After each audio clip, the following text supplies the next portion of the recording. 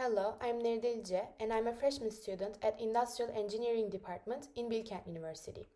I'm going to represent my Physics 101 lab project. The objective of this experiment is to determine the minimum speed required for two objects of different masses to be ejected from a system when positioned at the outermost point on a rotating plane in circular motion. The investigation will focus on calculating the critical speed at which the objects lose equilibrium and are ejected, as well as examining whether the mass of the objects influences the minimum speed needed for ejection. The equipments for this experiment are a cardboard in a circular shape, two masses, a precision scale, and a timer. To begin, I will calculate an estimated speed using previously obtained data.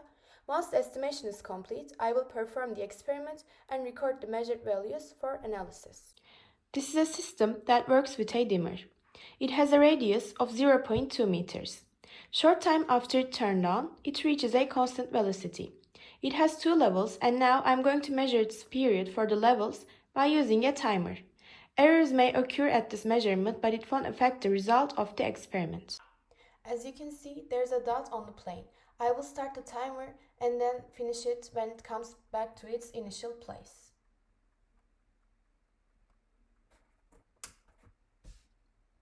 The period of the first level is 1.3. Now I'm doing the same thing for the last level. I will wait until it reaches its constant velocity.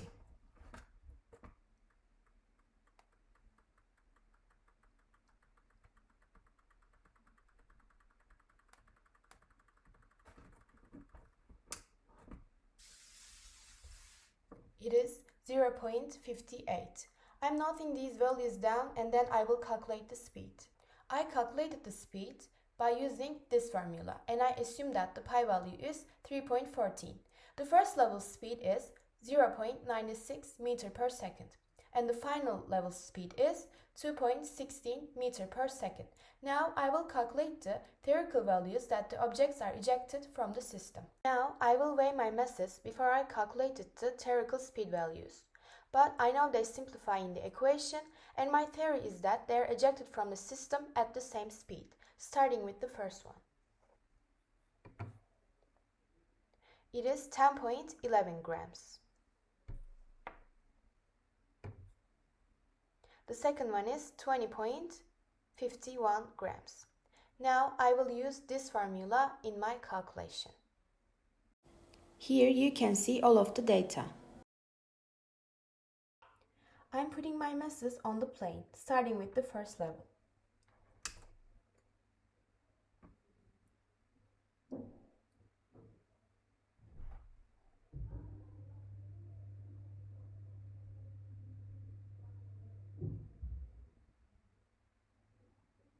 It has reached its constant velocity. Clearly, they don't fall.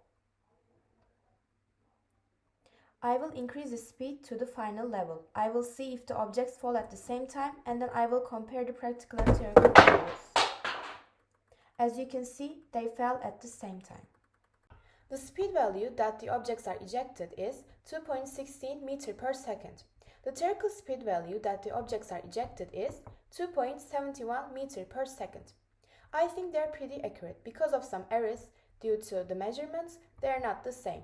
Also, they fell at the same time because the mass doesn't affect the ejection speed. My experiment has achieved its goal. This is the final data.